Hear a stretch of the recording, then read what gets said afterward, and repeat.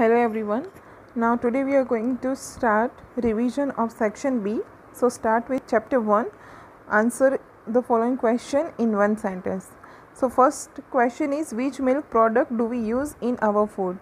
तो हम मिल्क में से कौन सी चीज़ें हैं जो रेगुलर लाइफ में यूज़ करते हैं वो सब आपको पता है, तो हमें वो लिखना है. Second question what are the main sources of our food, तो कौन से हैं एनिमल और plant. Name 2 food items which is made from more than 2 ingredients, तो ऐसे बहुत सारे आपको फूड के आइटम्स के नाम देने हैं कि जो एक से ज़्यादा इंग्रेडिएंट्स या 2 से ज़्यादा इंग्रेडिएंट्स के बने होते हैं. Fourth question is give the example of omnivorous animals. Omnivorous मतलब कि जो प्लांट प्रोडक्ट्स भी खा सकें और एनिमल प्रोडक्ट्स भी खा सकें, उसको ओमनिवोरस कहते हैं, तो आपको उसके एग्जांपल्स देने हैं. Fifth one is give the example of dry fruits, तो आपको यहाँ पे ड्राई फ्रूट्स के नाम देने, जैसे आलमंड, पिस्ता, कैशक्यू, फिग्स, डेट्स एक्सेट्रा. दूसरा है गिव द डिफरेंस, तो उसमें हर्बीवोरस और कार्निवोरस है. हर्बीवोरस में तो फर्स्ट को दोनों पॉइंट फर्स्ट वही आएगा कि उसका डेफिनेशन आएगा, तो फर्स्ट आपको डेफिनेशन लिखना है और नेक्स्ट में उसके एग्जांपल्स देने हैं. हर्बीवोरस मतलब कि जो प्लांट प्रोडक्ट खाएं और कार्निवोरस मतलब कि जो एनिमल प्रोडक्ट्स या तो एनिमल के ऊपर डिपेंड्स, और बाद में उसके एग्जांपल्स. चैप्टर 2 की बात करें तो उसमें फर्स्ट क्वेश्चन है what are the major material found in our food, तो उसमें से कितने ऐसे न्यूट्रिएंट्स हैं कि जो हमें मिलते हैं, तो वो है carbohydrates, protein, fats, vitamin and minerals.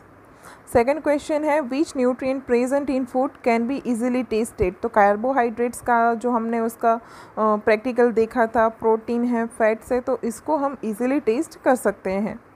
What colour does starch give when mix with a solution of iodine, तो वो कौन सा कलर देता है स्टार्च, ब्लू या तो ब्लैक, ब्लूइश ब्लैक कलर देता है जब उसको डाइल्यूट आयोडीन सॉल्यूशन के अंदर हम ऐड करें तो. फोर्थ वन है which food item provide us dietary fibres, तो उसमें क्या आएगा, ग्रेन्स आएंगे, पल्सेस, फ्रेश फ्रूट्स, वेजिटेबल्स, तो वो सारे हमारे डाइटरी फाइबर्स में हम इंक्लूड करेंगे.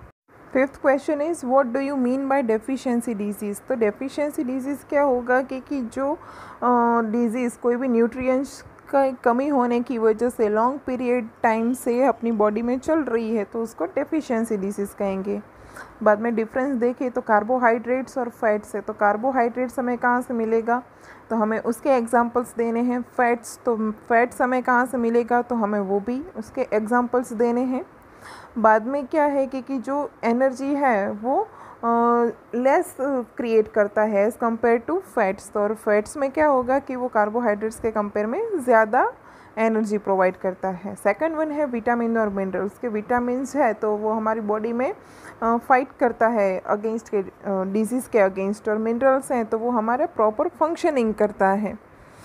बाद में बोले तो वो कि आई साइट से, बोन से, टीथ है, उसके लिए विटामिन्स ज़्यादा एसेंशियल है, गुड माने जाते हैं. और मिनरल्स हैं तो वो भी डेवलपमेंट ऑफ बोन्स, ब्लड और टीथ, उसके भी डेवलपमेंट के लिए मिनरल्स भी गुड माने जाते हैं. चैप्टर 3 की बात करें तो उसमें फर्स्ट क्वेश्चन है state the 2 main types of fibres, तो वो आएगा नेचुरल फाइबर और सिंथेटिक फाइबर. सेकंड क्वेश्चन है what do you mean by weaving, तो वीविंग किसे कहेंगे, the process of arranging 2 sets of yarn together to make a fabric is called weaving, के 2 sets जो यार्न के होते हैं उसको मिला के एक फैब्रिक बनाते हैं, उसको वीविंग कहते हैं. थर्ड क्वेश्चन है give the example of synthetic fibre, तो उसके एग्जांपल देने हैं नायलॉन, पॉलिएस्टर और एक्रेलिक.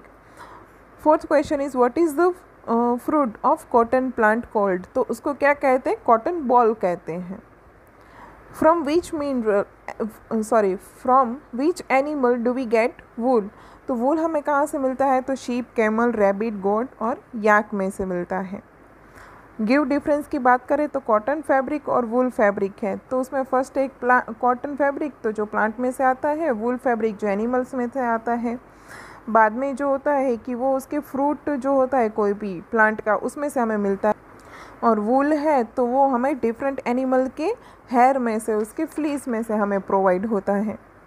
बाद में जो कॉटन के क्लोथ्स हैं, जो कॉटन में से क्लोथ्स बनते हैं वो समर में यूज़ होते हैं, और वूल में से जो बी फाइबर्स जो है उसमें से जो भी क्लोथ्स बनते हैं वो विंटर में यूज़ होते हैं.